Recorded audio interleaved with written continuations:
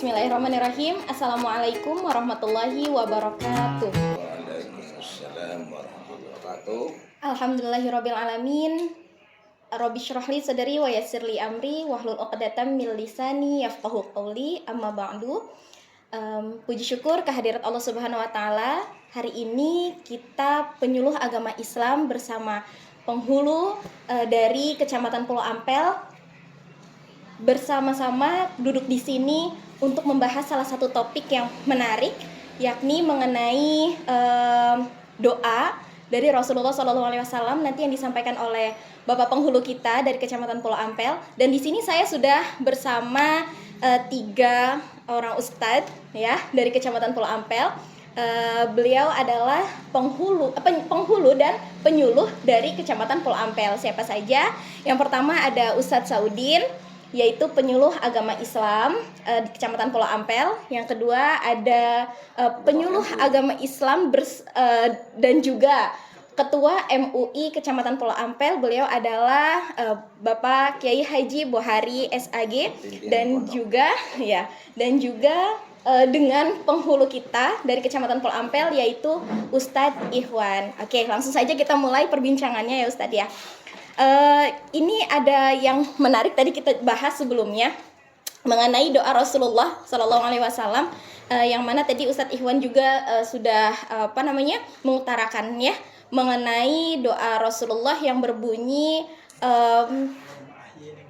iya itu. Jadi ya Allah matikanlah aku dalam keadaan miskin, seperti itu ya. Boleh lengkapnya lagi nanti kita langsung bahas aja. Gimana Ustadz?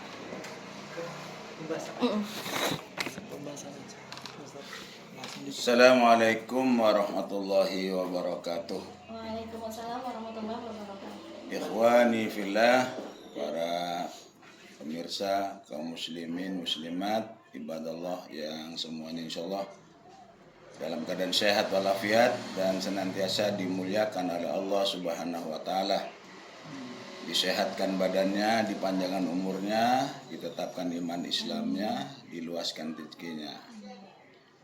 Ada kajian menarik pada pagi ini menjelang siang dalam obrolan singkat padat di kantor KUA Kecamatan Pulau Ampel.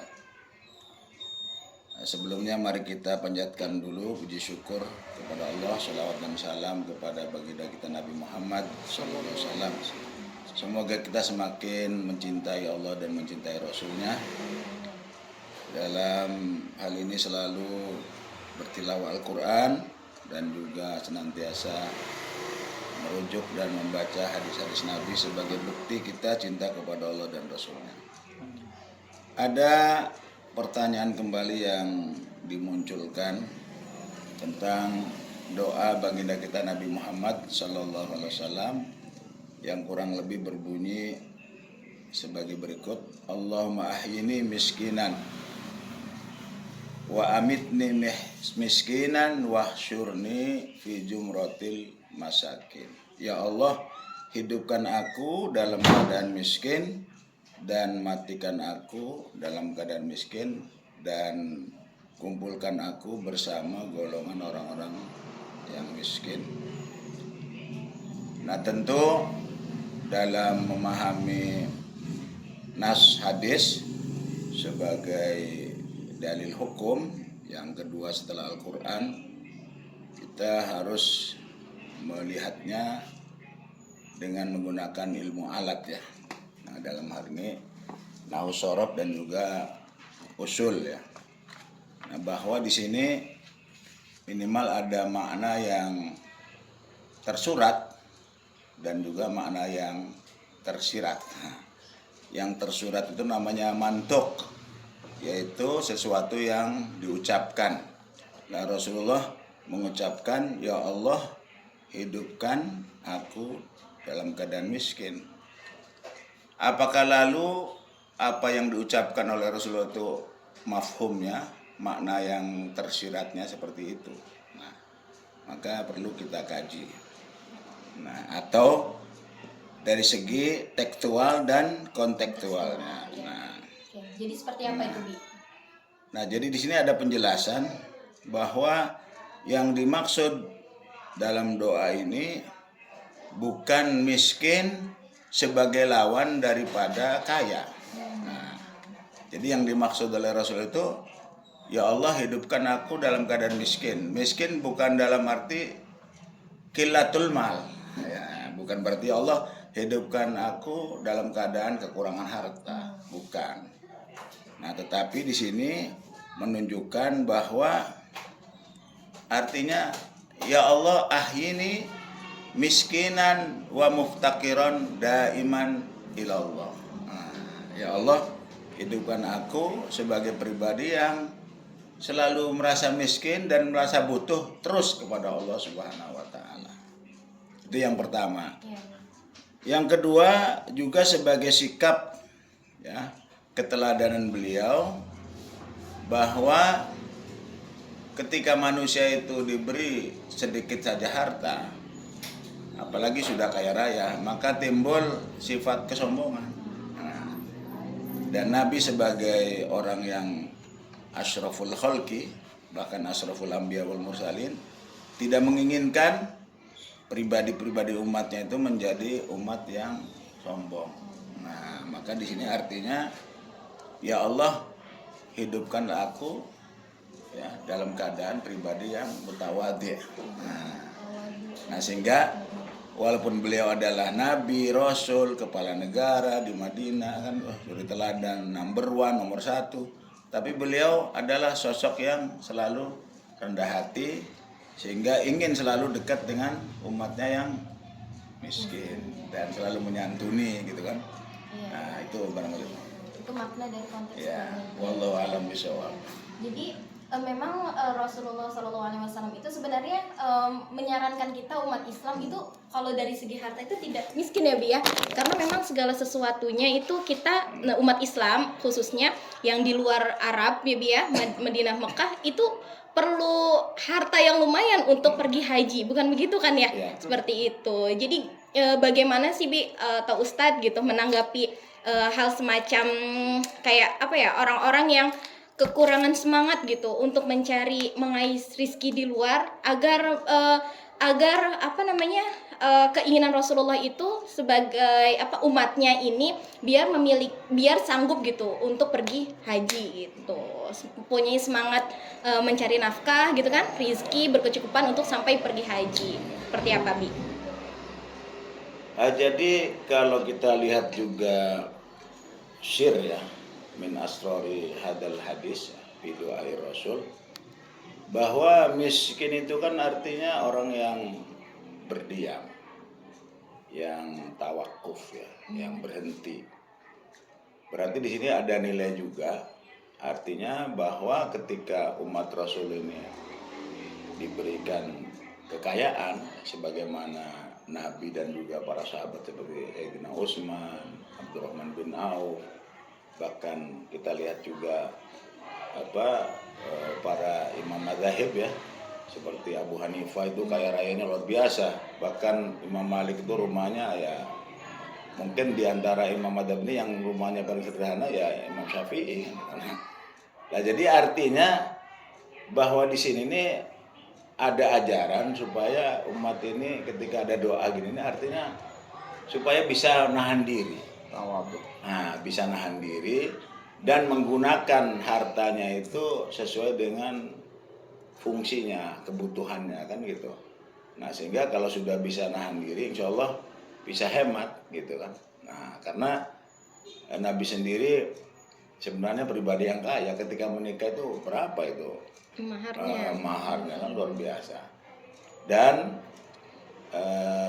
tidak mungkin makna hadis ini artinya dalam arti secara dohir bahwa Nabi minta hidup miskin dalam arti kekurangan harta.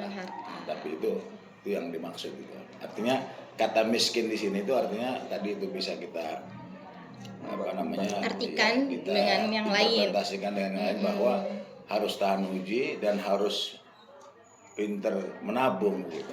Nah, kan begitu. Ya. Memang itu juga salah satu bukan salah satu hal yang diperintah Rasulullah agar kita tuh tidak boros ya Bi ya, tidak boros, jadi harus hemat. Nah, dalam hadis disebutkan ma'ala manik tasoba. Jadi Jadi tidak akan butuh kepada orang lain, orang yang hemat. Iya, Kemudian betul. Punten ya. iya. Iwan nanya.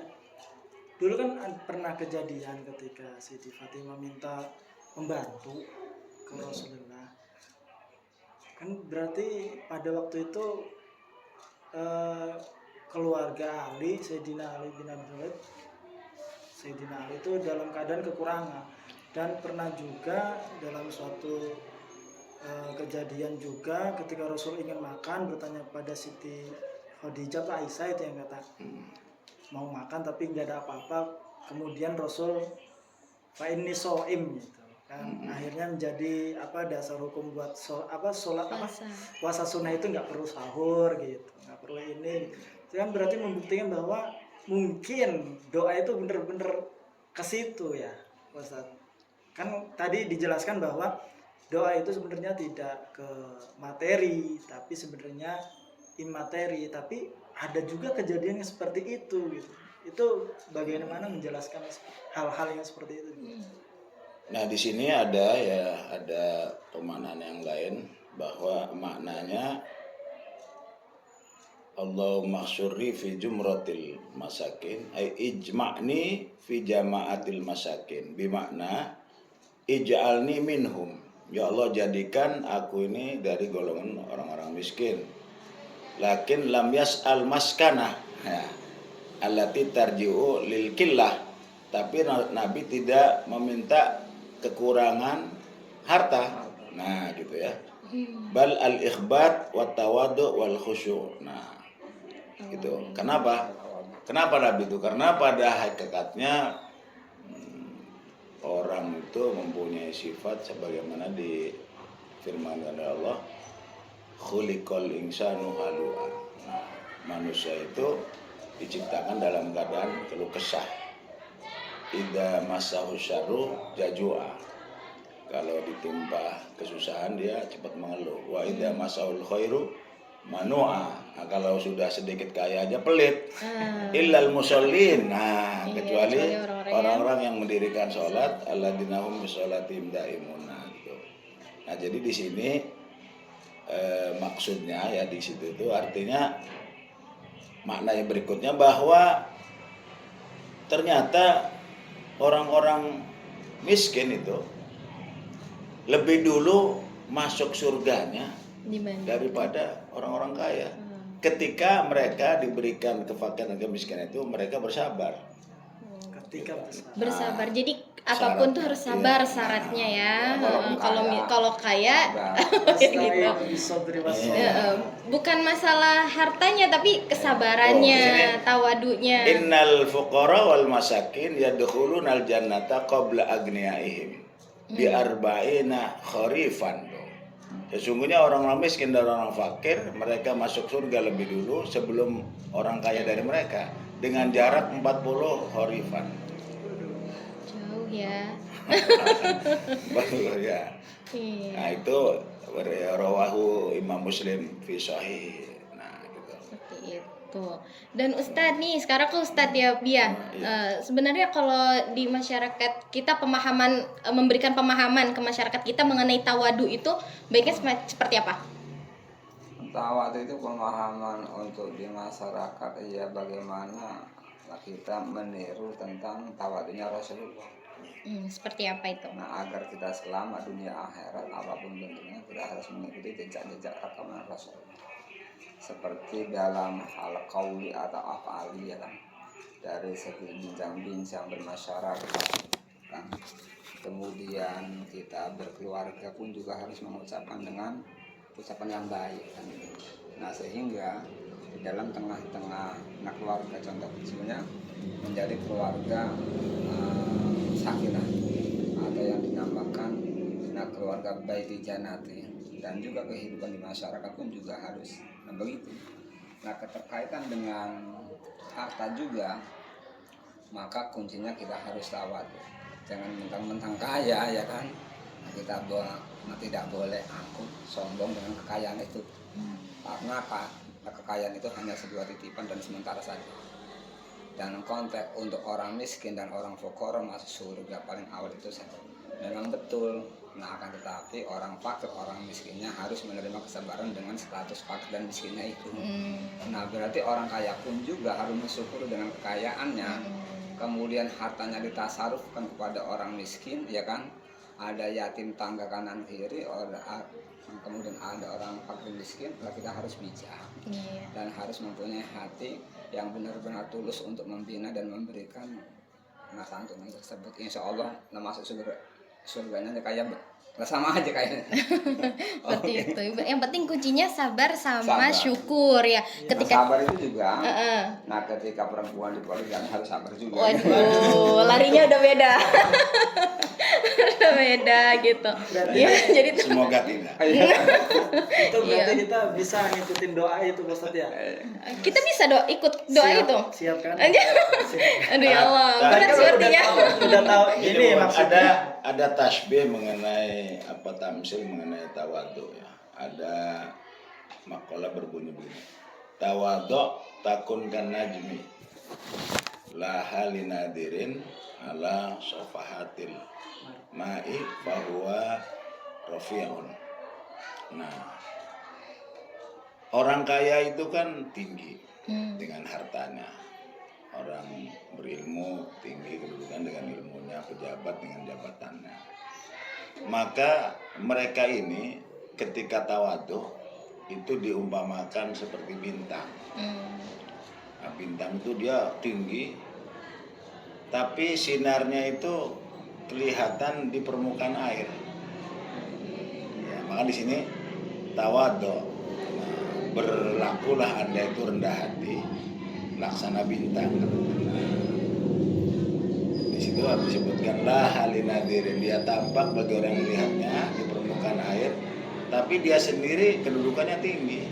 Maksudnya sekarang ini para pejabat dari mulai presiden, gubernur, DPR dan juga yang punya eselon ini ya, itu masuk kategori umat Nabi Muhammad yang tawadhu ketika walaupun orangnya tidak muncul ke tengah masyarakat, tapi kebijakan konkretnya itu sampai Dirasa.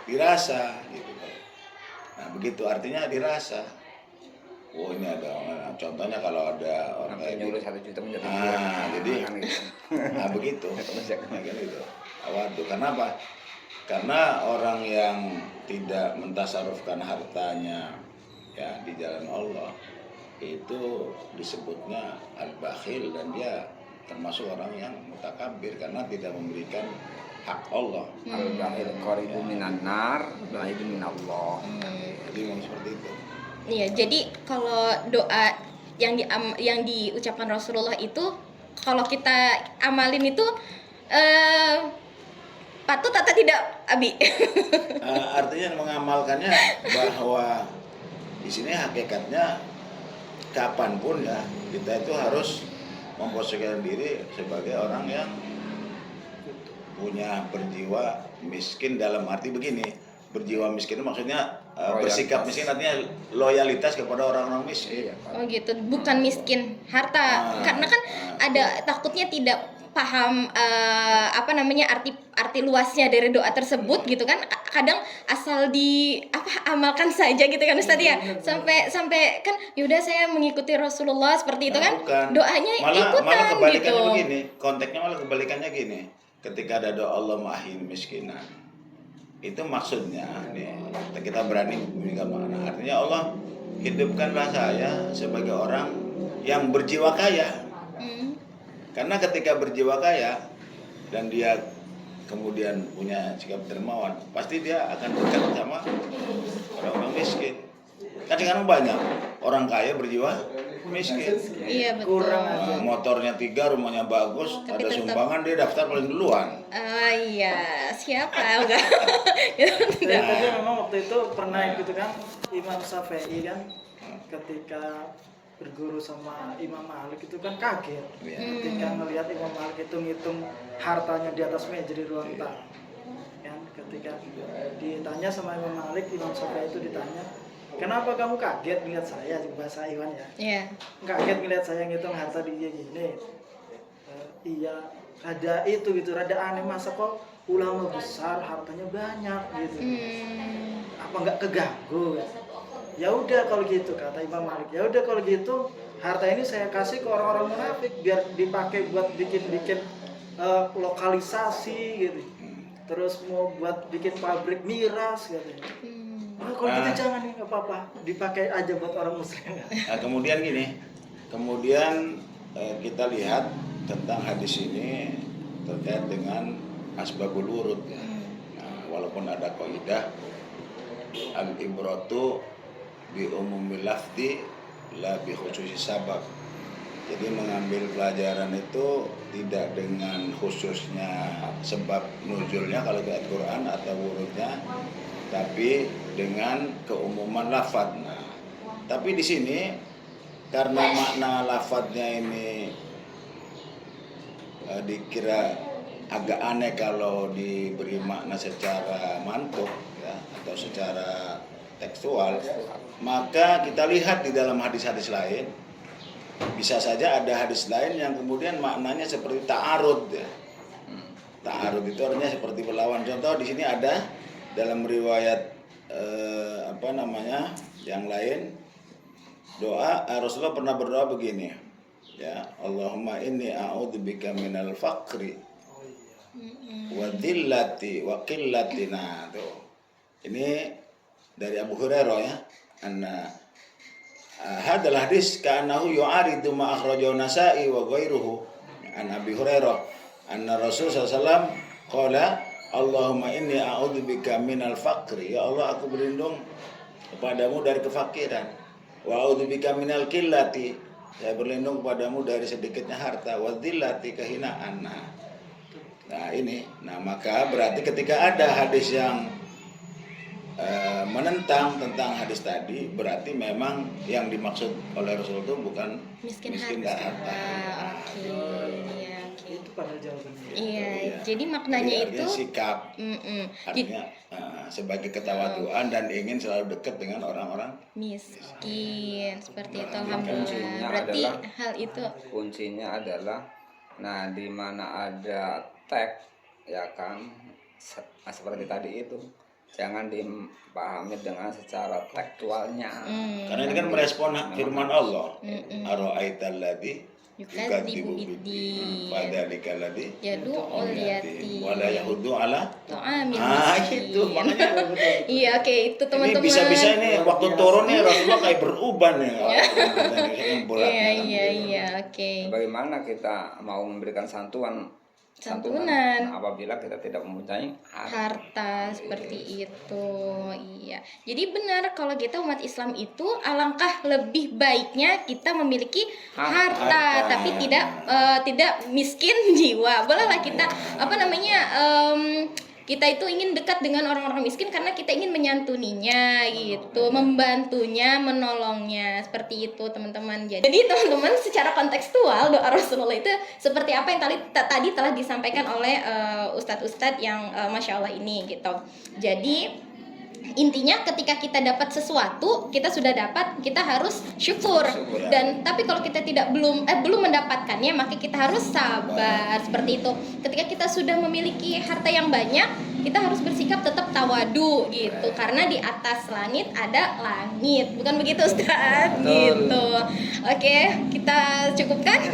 Alhamdulillah untuk tema hari ini mengenai doa Rasulullah kita cukupkan dan akan kita akhiri. Nanti di obrolan selanjutnya nanti kita ada pembahasan yang lain ya Ustadz Yabi ya gitu ya, dengan penghulu kita dari penyuluh ke penghulu kita bisa ngobrol lebih banyak gitu. Oke, itu saja dari kami penyuluh agama Islam Kecamatan Pulau Ampel. Semoga bisa didengarkan dan diambil manfaatnya dan ilmunya. Terima kasih. Akhir kata, wassalamualaikum warahmatullahi wabarakatuh. Waalaikumsalam warahmatullahi wabarakatuh. Terima kasih.